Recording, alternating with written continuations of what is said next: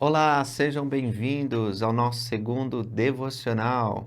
Como vocês estão? Eu agradeço pelos comentários que vocês fizeram e quero ver mais sugestões do que a gente pode falar nesses devocionais todos os dias, 7 horas da manhã. Você pode assistir depois, mas nós vamos procurar ser pontuais e diligentes todos os dias. Começou ontem. Todos os dias, a partir de então, nós queremos ter uma mensagem inspiradora para vocês. E hoje eu quero, depois que a gente ouvir um trecho do hino e fazer oração, fazer uma prática com vocês, ensinar alguma coisa que vai ser útil para o seu estudo das Escrituras, tá bom? Então, vamos ouvir um hino para nos inspirar.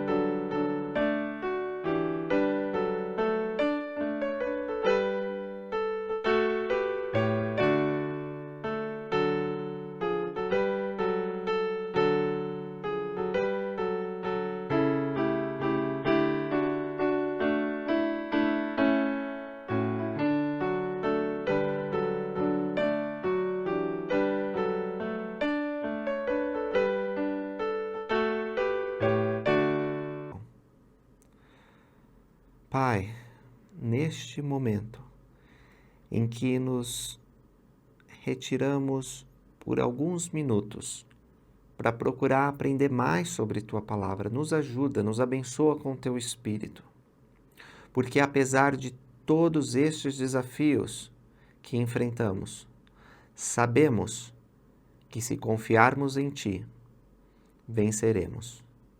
Sabemos também que é por meio de Tua palavra que venceremos. Portanto, Pai, neste momento, nos ajuda a entender as coisas que nos revelaste, que estão nas Escrituras, que estão nas palavras de Teus santos profetas, e assim que possamos prosseguir firmes, divulgando com alegria as verdades que nos mostraste. Em nome de Jesus Cristo. Amém. Pois bem, vamos lá. Hoje, o que eu quero mostrar para vocês é como entender esse livro. Porque alguns de vocês têm familiaridade, outros têm uma certa dificuldade e talvez até tenham um pouco de vergonha de perguntar, né? Mas vocês não devem ter vergonha, porque todo mundo teve que aprender um dia. Então, a primeira coisa que eu quero mostrar para vocês, e eu vou fazer a tela ficar maior aí, é como identificar os livros de escrituras. Porque vamos supor que a gente vai estar aqui num devocional, você está numa aula da igreja, ou você está numa atividade, numa reunião familiar com os amigos, e alguém que está ministrando diz, abram aí em Efésios 6:12. Efésios 6:12. Aí você pensa, como assim? Eu sei que Efésios é algum livro, né? Então, eu quero ensinar para vocês como que a gente pode fazer isso. Primeira coisa, nós temos que identificar quais são as obras canônicas da Igreja de Jesus Cristo dos Santos Últimos Dias. E nós temos 4 livros canônicos. Nós temos a Bíblia, o Livro de Mórmon, Doutrina e Convênios e a Pérola de Grande Valor. Esses são os 4 livros de escritura que nós temos, tá certo? A Bíblia é dividida em 2 partes. O Brasil, que é a maior parte da minha audiência, embora eu sei que tem muita gente assistindo de outros lugares, e eu sou muito grato por vocês, para vocês não é 7 horas da manhã, para vocês é outro horário aí. E eu sou grato por vocês assistirem. Tenho muita admiração e quero estar perto de vocês, quero visitar o lugar que vocês moram e poder conhecer pessoalmente cada um dia. Mas a grande maioria da audiência está hoje comigo aqui às 7 da manhã. E vocês sabem que a Bíblia, porque a grande maioria da audiência é cristã, é dividida em 2 partes. Temos o Antigo Testamento e temos o Novo Testamento. Não há nenhum problema de chamar Velho Testamento, tá bom? Eu, na verdade, prefiro, porque eu aprendi assim, Velho Testamento, mas tem gente que acha que é ruim usar a palavra velho, então fala Antigo Testamento. Não tem problema, é a Antiga Aliança e a Nova Aliança, né? E o Velho Testamento, isso leva tempo.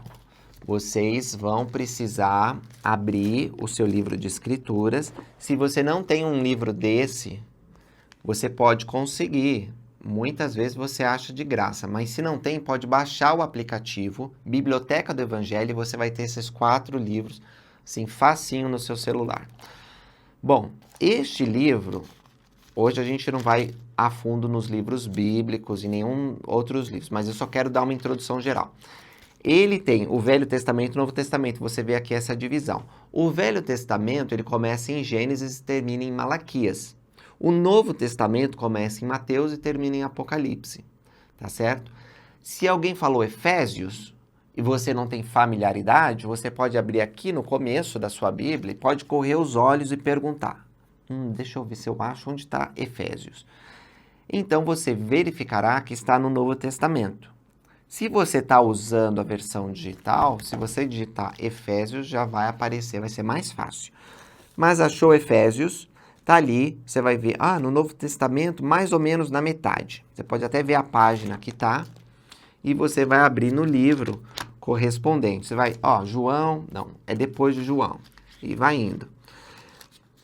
Qual foi a escritura que eu falei? Já até esqueci, né? Efésios 6, foi o que eu falei? Eu chutei assim, né? Eu não peguei uma escritura específica, só foi a primeira que veio aqui. Então, Efésios 6, abri no Efésios 6. Qual era o versículo que eu tinha falado? Já esqueci também, mas vamos supor que é o versículo 6 a 9. Se for o versículo 6 a 9, vocês vão ver dessa forma que está aparecendo na tela. Efésios 6, versículo 6 a 9. Se vocês estão vendo que tem um traço entre o 6 e o 9, esse traço significa que você tem que começar a ler do versículo 6 até o 9. Uma coisa importante. Normalmente as escrituras, não todas, mas são divididas assim, capítulos e versos, ou versículos. Pode falar a palavra verso, pode falar versículo. Eu prefiro usar versículo, mas algumas pessoas usam verso. Então tem o capítulo e tem o versículo. Se falou capítulo, você localiza capítulo 6 e aí você vai para o versículo. Vai 1, 2, 3, 4, 5, 6. Achou. Do 6 ao 9, você tem que ler do 6 até o 9. Se estiver este símbolo ali, 6,9, significa que você tem que ler o versículo 6, não ler o versículo 7, 8 e vai direto para o 9. Então você pula. Quando tem uma vírgula, é o versículo 6 e o versículo 9. Também vocês vão ver ponto e vírgula. O ponto e vírgula significa que é um outro bloco de escritura. Então, por exemplo, está lá, Efésios 6, do 6 ao 9, ponto e vírgula, Efésios 6, 16. Poderia ser assim, ou poderia apenas ter a vírgula e o 16, já que está no mesmo capítulo. Se fosse outro livro de escritura, estaria assim, 2 Timóteo 1, 17. Tá certo? Então, vocês vão ver, à medida que vocês veem manuais das escrituras, discursos da igreja, à medida que vão lendo, esse padrão de se referenciar fica mais fácil de compreender, tá bom? E isso serve para que a gente possa localizar rapidamente as escrituras. O livro de Mórmon, quando foi publicado, em 1830, tem aqui uma réplica da primeira cópia, ele não tinha uma divisão de capítulos e versículos. Era muito difícil você achar alguma coisa, na verdade, né? Hoje está mais fácil, porque tem essa divisão. E também a Bíblia. Agora, Doutrina e Convênios não tem uma divisão por capítulos. Optou-se por colocar seções. Então, tem a seção, por exemplo, aqui 79, que eu abri. E aí tem um versículo. Então, quando você falar em Doutrina e Convênios, você vai dizer Doutrina e Convênios 78, Doutrina e Convênios 79, versículo 1. Ou versículo 1 a 3. Tá bom? É assim que a gente fala. Você pode dizer também seção 78, versículo 16. Não tem problema. Ou você fala doutrina e convênios tal, ou fala sessão, porque quando fala sessão, você já sabe que é doutrina e convênios, porque nenhum outro livro de escritura tem sessão. Todos são capítulos com versículos. E esse é sessão com versículos. Perfeito isso?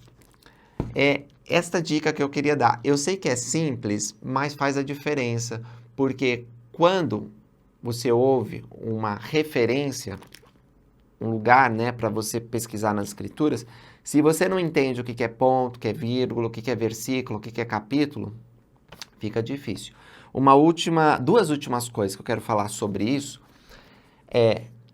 normalmente, se você está na edição da Igreja de Jesus Cristo Santos dos Últimos Dias, porque existem muitas Bíblias que estão por aí, eu posso falar outro devocional, a recomendação que eu dou sobre a versão da Bíblia mais adequada que eu penso para o português, outro dia, mas eu só quero mostrar isso. Ó, existe um textinho pequeno que está antes dos versículos propriamente dito. Normalmente eles estão em itálico, que é aquela letra deitadinha.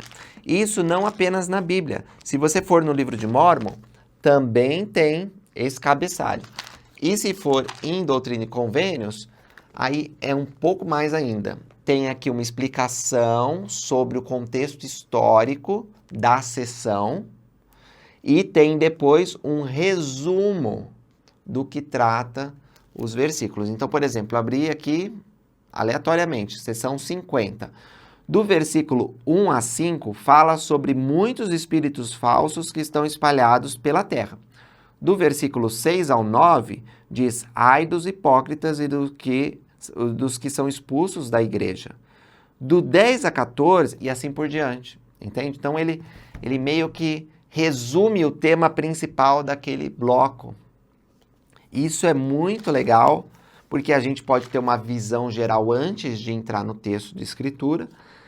E também, às vezes, a gente encontra até dicas. Olha, por exemplo, aqui no livro de Mórmon, em 2 Nefe 16, tem no finalzinho desse texto inicial, comparar com Isaías 6.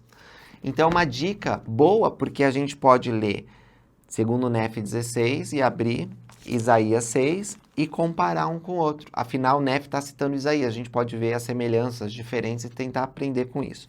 A última coisa que eu queria falar sobre isso, que não quero passar o tempo, é aqui embaixo, ó, pessoal, existe notas de rodapé.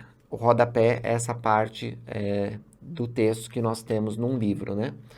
E essas notas de rodapé, elas trazem referências cruzadas. Por exemplo, segundo, né, eu também estou abrindo aqui tudo junto com vocês, tá bom? Não tem nenhum significado essas passagens com vocês, é só para exemplificar como fazer. Então, abri em 2 Nefe 11, o versículo 1, diz assim, então Jacó disse muitas coisas mais ao meu povo naquela ocasião. Vocês perceberam que quando eu li Jacó, antes do nome Jacó tinha um A pequenininho?